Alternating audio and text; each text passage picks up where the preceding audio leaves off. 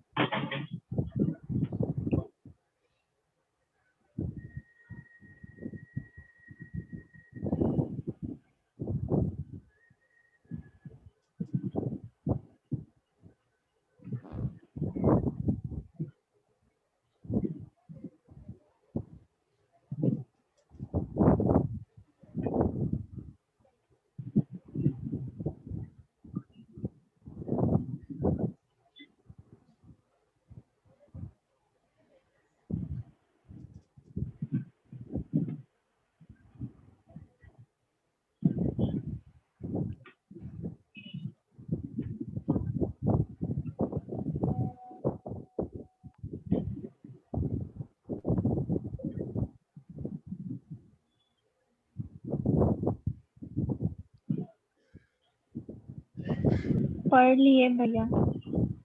तीनों पढ़ लिया? हाँ। सब कोई पढ़ लिया क्या? हाँ भैया। किसी को भी कोई प्रॉब्लम है? भैया नहीं एक बार ओवरराइडिंग कमीशन समझा दीजिए ना। ओवरराइडिंग कमीशन क्या होता है? जैसे मान ले हम 100 रुपया का माल कंसाइनी को दिए और उसको बोले भाई तू 120 में इसको बेच देना। 120 में बेचेगा तो तेरे को 10% का कमीशन देंगे। तो वो 120 में बेच देता है, तुम 12 रुपया कमीशन देंगे उसको। लेकिन अब वो एफर्ट लगा के ना ये 120 के जगह 130 में बेच दिया, 140 में बेच दिया। हम उसको जितना में बेचने बोले थे वो उससे भी ज्यादा में बेच दिया।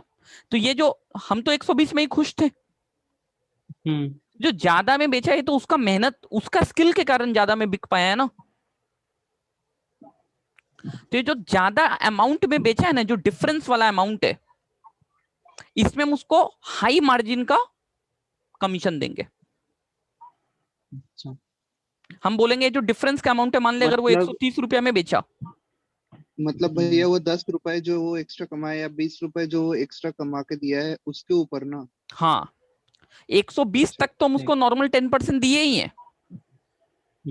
अब वो जो एक्स्ट्रा 10 रुपीज या 20 रुपीज का वो सेल किया है, मान लो हम उस पर उसको 30% कमीशन दे देंगे, 40% कमीशन दे देंगे, 20% कमीशन दे देंगे।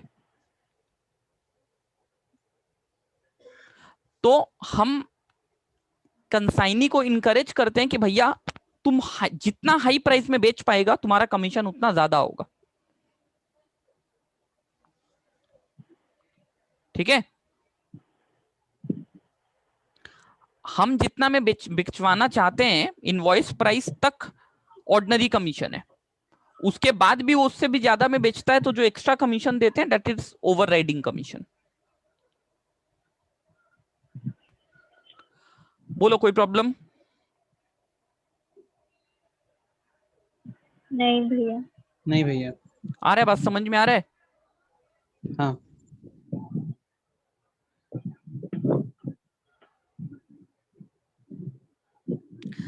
अब ध्यान देके सुनना, इस चैप्टर का सबसे इंपॉर्टेंट चीज, सबसे इंपॉर्टेंट डिस्कशन अभी होने जा रहा है। देखो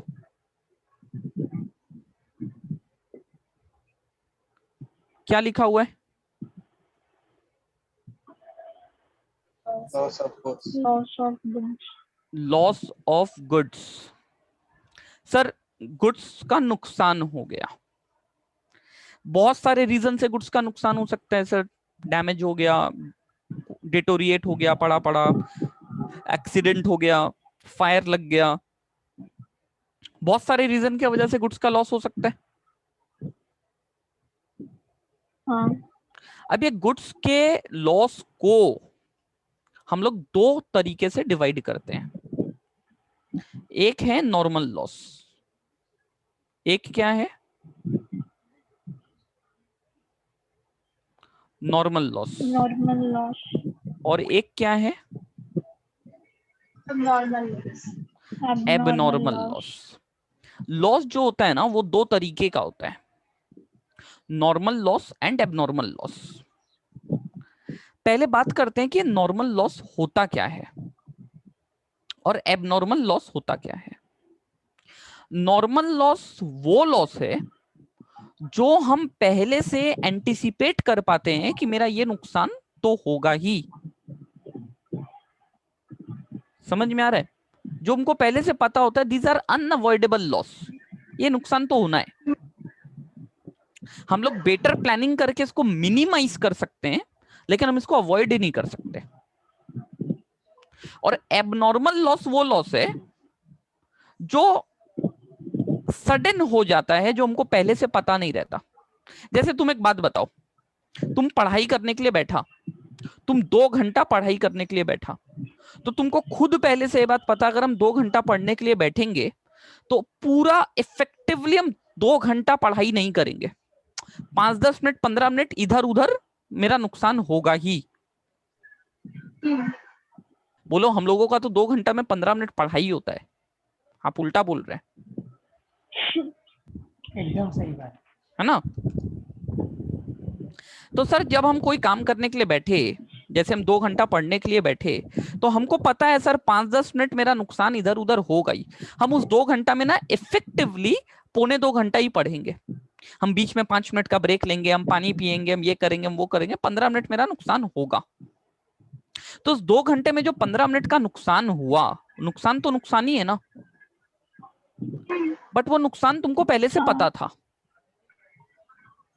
तो डेट इज नॉर्मल नुकसान, नॉर्मल लॉस। लेकिन अब सपोज करो तुम पढ़ने के लिए बैठा और लाइट चला गया, और तो वो 2 घंटा में abnormal होगा। 1 घंटा तक लाइट Anticipate ही नहीं, नहीं किए थे।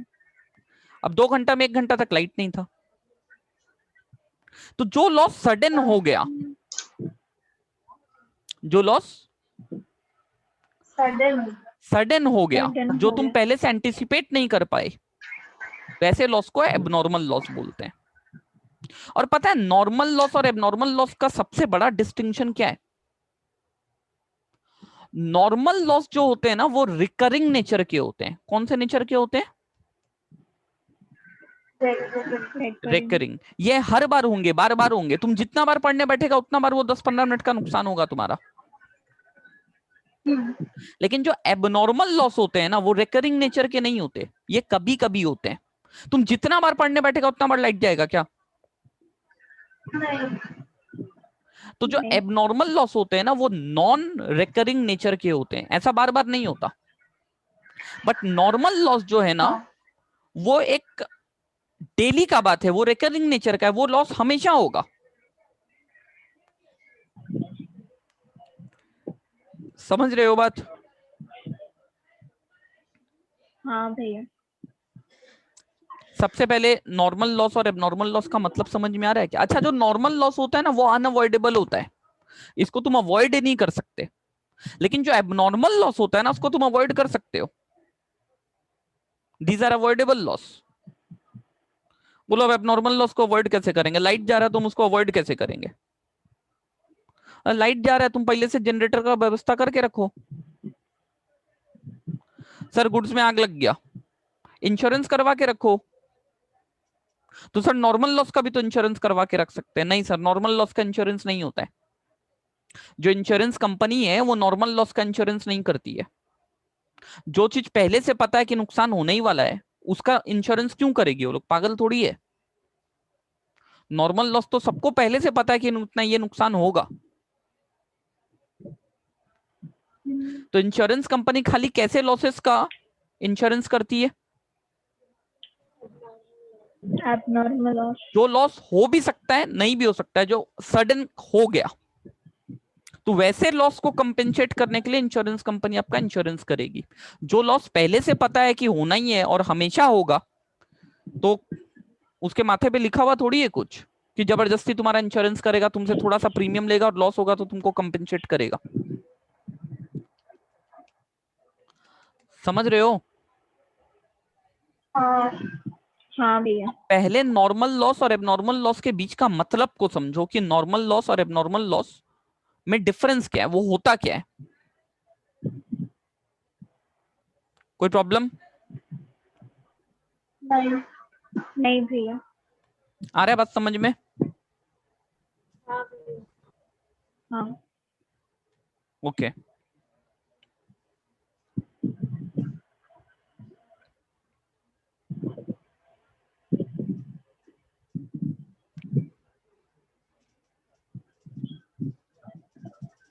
अब सर अकाउंटिंग में क्या?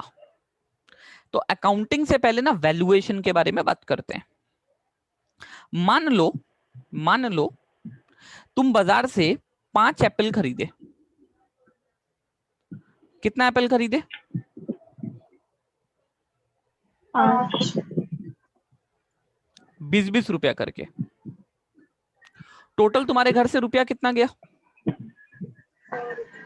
100। 100 रुपया। अब इसमें से ना एक एप्पल लॉस हो गया। एक एप्पल क्या हो गया? लॉस। तो कितना एप्पल बचा तुम्हारे पास? 4। 4। अब ये जो लॉस है ना ये नॉर्मल लॉस है। कौन सा लॉस है? नॉर्मल। नॉर्मल। कोई प्रॉब्लम? ये नहीं जो भैया। लॉस नॉर्मल लॉस है, नॉर्मल लॉस बोलता है ना कि देखो तुम 5 एप्पल खरीदा, तुमको तो पहले से ही पता था ना कि एक एप्पल का नुकसान होने वाला है। हाँ। ये लॉस नॉर्मल है तो तुमको तो पहले से पता था ये एक एप्पल का लॉस होने वाला है। तो तुम ये जो 100 रुपया खर्चा किया, तुम इस 100 रुपया में 5 एप्पल खरीदा, डेट इज ओके। बट तुमको पहले से ही पता था ना 100 रुपया में अल्टीमेटली मेरे पास कितना एप्पल रहेगा? 4। 4 एप्पल रहेगा। तो तुम एक एक एप्पल भले 20-20 हाँ। रुपए में खरीदा है, लेकिन हम बोलेंगे ना कि 4 एप्पल का दाम ही 100 रुपया है, 5 एप्पल का दाम 100 रुपया नहीं है। कितने एप्पल का दाम 100 रुपया है? 4 एप्पल का। तो तुम्हारा 4 एप्पल का ही कीमत कितना हो गया? 100 रुपया। यानी पर एप्पल अब कितना का पड़ गया? 25। और तुम्हारा ना कोई नुकसान नहीं हुआ है। क्या नहीं हुआ है? कोई नुकसान नहीं। पहले भी 100 रुपया का माल था तुम्हारे पास, आज भी 100 रुपया का माल है तुम्हारे पास। कोई नुकसान है ही नहीं सर। सर कैसे कोई नुकसान नहीं है? एक एप्पल तो नुकसान हुआ। हाँ ठीक है ना। देख, मेरे पास 5 एप्पल थे 20-20 रुपया के।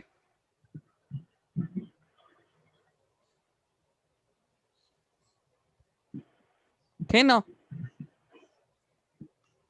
हाँ। अब ये नुकसान हो गया एक ठो। तो इसका जो 20 रुपया है ना, हम सब में 5-5 रुपया बढ़ा दिए। हाँ। मतलब पहले भी मेरे पास 100 रुपया का चीज था, आज भी मेरे पास 100 रुपया का ही चीज है, तो मेरा कोई नुकसान है ही नहीं। हाँ। तो नॉर्मल लॉस होने से पता है क्या होता है, मेरा जो कॉस्ट पर यूनिट है, कॉस्ट पर यूनिट हाँ। क्या हो जाता है, बढ़ जाता है। इंक्रीज हो जाता है।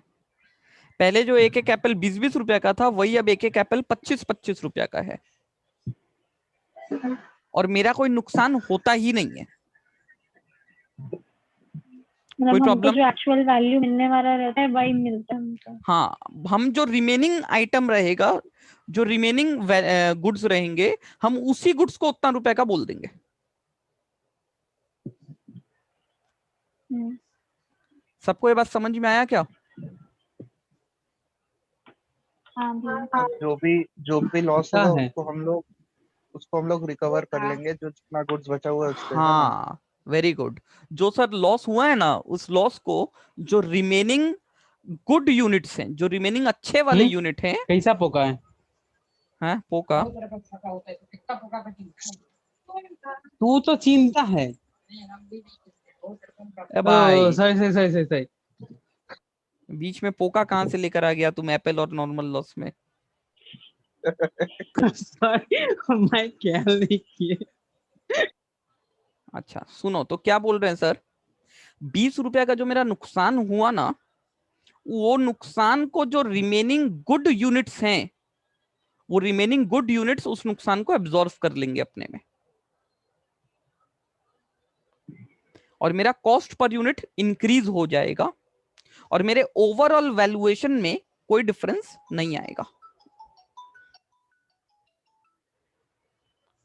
समझ में आ रहा है? हाँ। लेकिन यही लॉस अगर नॉर्मल नहीं होके एबनॉर्मल होता, यही लॉस नॉर्मल नहीं होके कौन सा लॉस होता? एबनॉर्मल। तब ना ये 4 एप्पल का दाम हम 100 रुपया नहीं बोलते, तब ये 4 एप्पल का दाम नॉर्मल 80 रुपया ही होता, 20 रुपया करके ही। और हम 20 रुपया का लॉस बोलते, मेरा 20 रुपया का लॉस हो गया। समझ में आ रहा है बात? हाँ भैया। सर ऐसा क्यों करते हैं? क्योंकि बात को समझिए, नॉर्मल लॉस जो होता है वो पहले से पता होता है अपने को, ठीक? नॉर्मल लॉस जो होता है वो पहले से पता होता है अपने को, तो अपने ना प्लानिंग ही उस हिसाब से करते हैं। जैसे सपोज करो मम्मी को घर में 4 एप्पल चाहिए, मम्मी को घर में कितना एप्पल चाहिए? 4। अब बाजार में 20 रुपया करके मिलता है एप्पल, तो मम्मी अपने बेटा को भेजेगी कितना रुपया देके एप्पल लाने के लिए?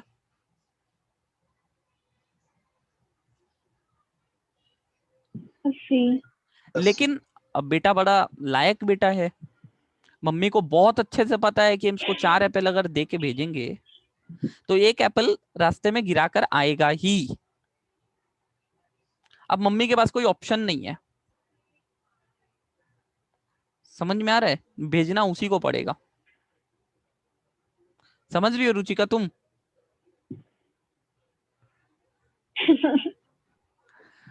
ठीक है, तो एक एप्पल रास्ते में ऑप्शन गिराकर, वही रहता है लास्ट में। हाँ तो एक एप्पल रास्ते में गिराकर आएगा ही आएगा।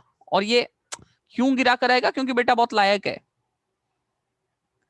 तो मम्मी को पहले से पता आप क्या कर सकती है, तो 4 एप्पल तो घर में चाहिए, तो कितना एप्पल का पैसा देके भेजेगी उसको? लाइफ में आगे ना करना चाहिए। तो 4 एप्पल की जगह 5 का पैसा देके भेजेगी ना, क्योंकि पता है एक एप्पल रास्ते में गिरा कर आएगा ही। तो मम्मी अभी 80 रुपए की जगह कितना रुपया दी उसको? 100 रुपया। और मम्मी को पता है 100 रुपया में हमको 4 एप्पल ही मिलने वाला है, हमको पहले से पता है ये बात।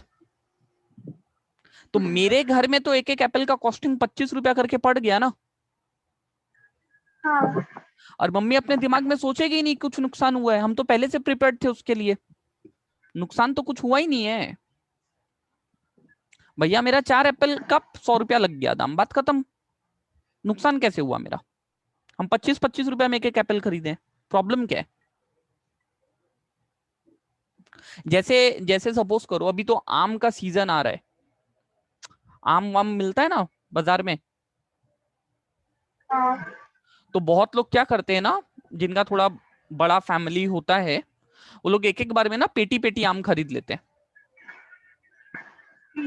एक एक थोड़ा सस्ता भी मिल जाता है, पेटी पेटी पूरा आम खरीद लेते हैं। मछुआ का नाम सुना है तुम लोग? मछुआ फल मंडी वगैरह, हाँ। तो वहां से जाके पेटी पेटी आम खरीद के ले आते हैं। अब मान लो हम एक 20 केजी का पेटी खरीद लिया, तो 20 केजी का पेटी हम खरीद लिया, वो हमको दाम बोला कि भैया 20 केजी का पेटी है, हम आम का प्राइस लगाएंगे आपका 18 रुपया करके केजी। तो पैसा कितना देंगे हम उसको? 360 रुपया। अब हमको पहले से पता है कि वो जो 20 केजी का हमको पेटी देगा ना, उसमें से 2 केजी मेरा नुकसान होगा ही, उसमें सड़ा गला निकलेगा ही 2 केजी, हमको पहले से पता है और हम प्रिपेयर्ड है उस चीज के लिए। तो जब हम आम खरीद रहे हैं 360 रुपया जब हम दे रहे हैं, तो हमको पहले से पता है ना कि हम 20 केजी के लिए नहीं दे रहे ये, हम कितना केजी के लिए दे रहे हैं ये? 18 केजी के लिए दे रहे हैं। तो मेरे घर में पर केजी का कॉस्टिंग 20 रुपया पड़ गया। तो हम ऐसा सोचेंगे ही नहीं कि हम 20 केजी आम खरीदें 360 रुपया में, हम 18 केजी आम खरीदे 360 रुपया में, बात खत्म। मेरा आम का कॉस्टिंग 20-20 रुपया कर है, नुकसान कहां हुआ मेरे को? समझ में आ रहा है बात कि नहीं आ रहा है? आ रहा है। तो सर नॉर्मल लॉस जो होता है ना, वो पहले से हम इनकॉर्पोरेट कर लेते हैं रिमेनिंग यूनिट्स पे, रिमेनिंग यूनिट्स का दाम को हम बढ़ा देते हैं और हम अपने मन में सोचते हैं मेरा कोई नुकसान नहीं है। ठीक? हाँ। लेकिन एबनॉर्मल लॉस में क्या होता है ना, ये लॉस तो सडन होता है। मान लो तुम्हें ये जो 20 केजी का जब तुम पेटी खरीदा 360 रुपया में, तुमको कोई उम्मीद नहीं था कि तुम्हारा आम नुकसान होने वाला है, तो तुम तो दिमाग में यही सोच के रखा हम 20 केजी खरीदे 18 रुपया करके, 360 रुपया का माल खरीदे। अब अचानक से 2 केजी नुकसान हो गया, अचानक से 2 केजी क्या हो गया? नुकसान। तो ये तो तुम सोचा नहीं था पहले से, तुम सोचा था क्या कि हम 20 केजी नहीं हम 18 केजी खरीद रहे हैं 360 रुपया में? नहीं। तो ये जो एबनॉर्मल लॉस है ना, यहां पे मेरा सच में हम बोलते हैं मेरा नुकसान हो गया। और जो रिमेनिंग 18 केजी बचता है ना, उसको हम 18 रुपया के हिसाब से ही वैल्यू करेंगे, यहां पे हम अपना कॉस्ट पर यूनिट को इंक्रीज नहीं करेंगे। तो पहले नॉर्मल लॉस और एबनॉर्मल लॉस का वैल्यूएशन में तुमको समझ में आ रहा है कि नॉर्मल लॉस में कैसे वैल्यूएशन होता है स्टॉक का, और एबनॉर्मल लॉस में कैसे वैल्यूएशन होता है स्टॉक का? नॉर्मल लॉस का जो लॉस होता है वो लॉस होता ही नहीं है, वो रिमेनिंग गुड यूनिट्स में एब्जॉर्ब हो जाता है। रिमेनिंग गुड यूनिट्स का जो कॉस्ट है पर यूनिट वो इंक्रीज हो जाता है। लेकिन एबनॉर्मल लॉस में ऐसा नहीं करते, एबनॉर्मल लॉस में कॉस्ट को इंक्रीज नहीं करते। कोई प्रॉब्लम? पहले यहां तक सबको बात समझ में आया कि नहीं आया, हमको बताओ। आ गया। हाँ आ गया। अब सवाल उठता भैया ऐसा करते क्यों है, थोड़ा सा मतलब थोड़ा अच्छे से बताइए ना, वो उतना अच्छा से क्लियर नहीं हो रहा है। आप बता तो दिए कि नॉर्मल लॉस में ऐसा करते हैं, अब नॉर्मल लॉस में ऐसा करते हैं, सुन लिए हम लोग, समझ में भी आ गया, लेकिन थोड़ा सा प्रॉपरली बताइए ना कि ऐसा करते क्यों है। कुछ तो रीजन होगा कि नॉर्मल लॉस में ऐसे करते हैं, अब नॉर्मल लॉस में ऐसे करते हैं। बोलो। नॉर्मल लॉस के लिए रेडी रहते। सर नॉर्मल लॉस जो होता है ना वो रिकरिंग नेचर का होता है, वो बार बार होगा, वो एक मतलब रूटीन्ड है, वो रूटीन चीज है, वो हमेशा होगा। इसके लिए अकॉर्डिंगली ये इंडस्ट्री का ही प्रैक्टिस है कि आप अपने कॉस्ट में इसको एडजस्ट कर सकते हो। तुम लोग जब भी फाउंडेशन में हो, फाउंडेशन के बाद इंटरमीडिएट लेवल में जाओगे, वहां पे अकाउंटिंग स्टैंडर्ड पढ़ोगे AS2, valuation of inventories, inventory को वैल्यू कैसे करते हैं, स्टॉक का वैल्यूएशन कैसे किया जाता है, अकाउंटिंग स्टैंडर्ड 2 तुमको इस बारे में बताएगा। तो वहां पर भी ये बात लिखा हुआ है कि जो नॉर्मल लॉस है उसको हम लोग अदर रिमेनिंग गुड यूनिट्स में एब्जॉर्ब करवा लेंगे। ये इंडस्ट्री का ही ट्रेंड है, ये एक्सेप्टेड प्रैक्टिस है कि सब कोई ऐसे करता है, क्योंकि रिकरिंग नेचर का है ना भाई, तुम समझ बात को, ठीक है। हाँ घर में कभी भी पोटैटो चिप्स बनाए हो हाँ तो तुम लोगों को पता होगा, घर में जब भी पोटैटो चिप्स बनाते हैं तो क्या करते हैं, पोटैटो को पहले बॉईल करते हैं, बॉईल करने के बाद उसको काटते हैं, नहीं पहले काट लेते हैं गोल गोल, फिर बॉईल करते हैं, फिर सुखाते हैं धूप में। तो धूप में जब सुखाते हैं तो वो श्रिंक नहीं कर जाता है क्या?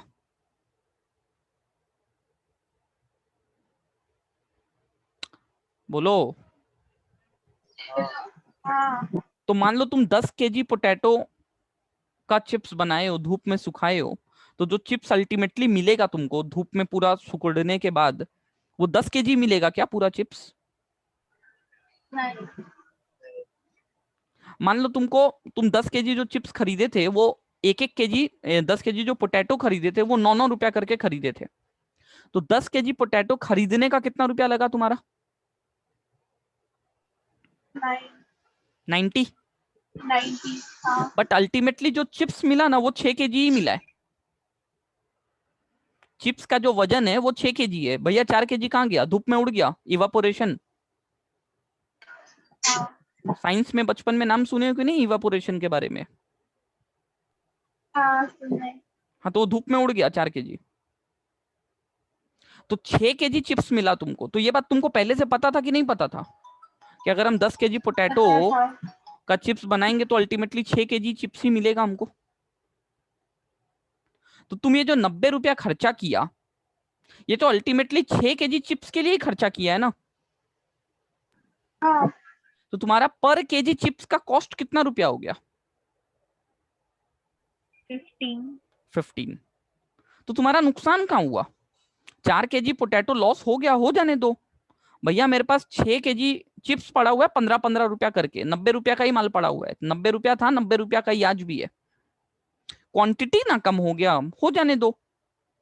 लेकिन पर यूनिट का तो वैल्यू को हम बढ़ा दिए हैं। पहले पर केजी पोटैटो 9 रुपया का था, अब हम बोल रहे पर केजी 15 रुपया का है।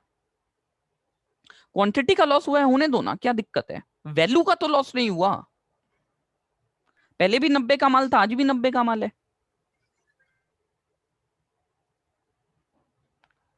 जल्दी बोलो।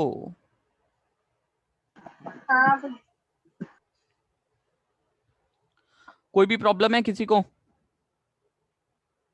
नहीं भैया लेकिन एबनॉर्मल लॉस में हम लोग ऐसा नहीं करते। एबनॉर्मल लॉस में, क्योंकि ये हमेशा नहीं होगा, तो जबरदस्ती पर यूनिट का दाम को बढ़ा के फायदा नहीं है।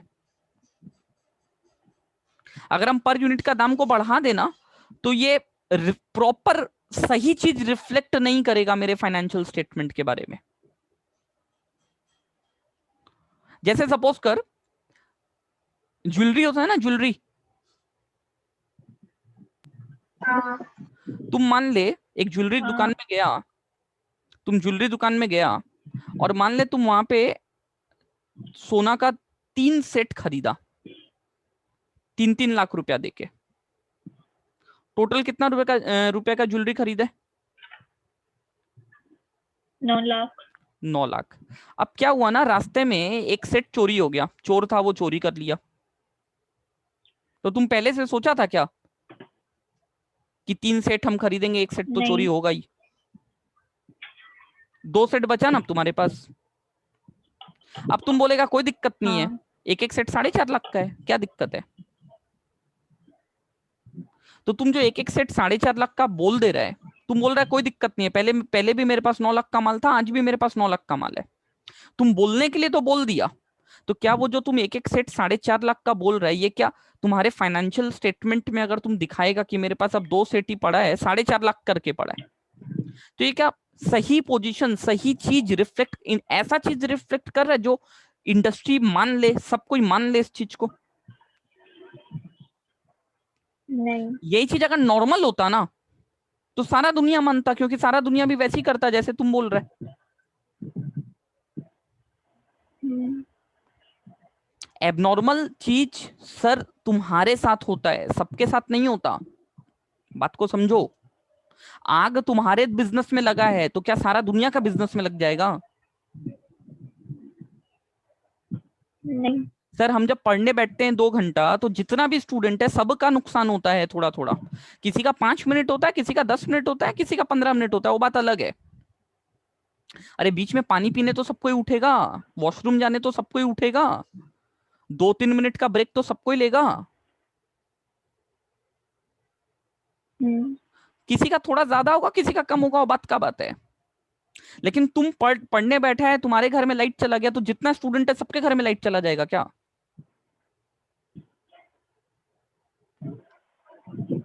जल्दी बोलो। हाँ बिल्कुल। तो जो नॉर्मल चीजें होती है ना वो सबके साथ होती हैं, लेकिन जो एबनॉर्मल चीजें हैं वो सिर्फ तुम्हारे साथ हुई हैं, सबके साथ नहीं हुई हैं। तो तुम अगर एबनॉर्मल चीज को भी वैसे एडजस्ट कर लेगा ना, तो तुम्हारा जो फाइनेंशियल स्टेटमेंट है वो इंडस्ट्री के जो ट्रेंड हैं उनसे मैच नहीं करेंगे। दूसरा आदमी को पढ़ के, दूसरा आदमी को देख के बहुत अटपटा सा लगेगा कि ये गलत है, वो नुकसान तुम्हारा है, सबका नहीं है। लेकिन नॉर्मल लॉस सबके साथ होता है, वो एक नॉर्मल चीज है, जनरल चीज है। तो वहां पे हम लोग उस लॉस को इस तरीके से एडजस्ट कर लेते हैं। समझ में आ रहा है बात? हाँ। किसी को भी कोई प्रॉब्लम है?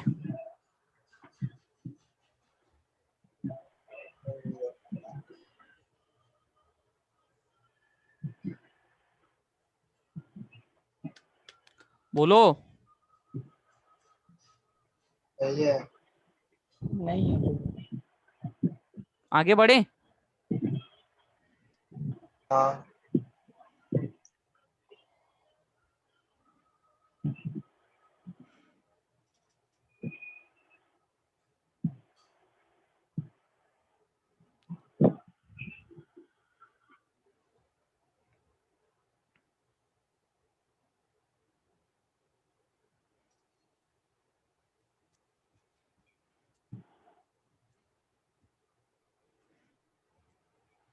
इलस्ट्रेशन 3 को देखेगा?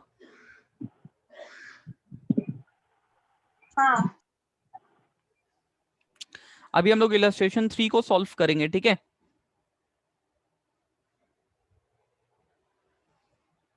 नेक्स्ट मीटिंग में आओ तो फिर इलस्ट्रेशन 3 को सॉल्व करेंगे।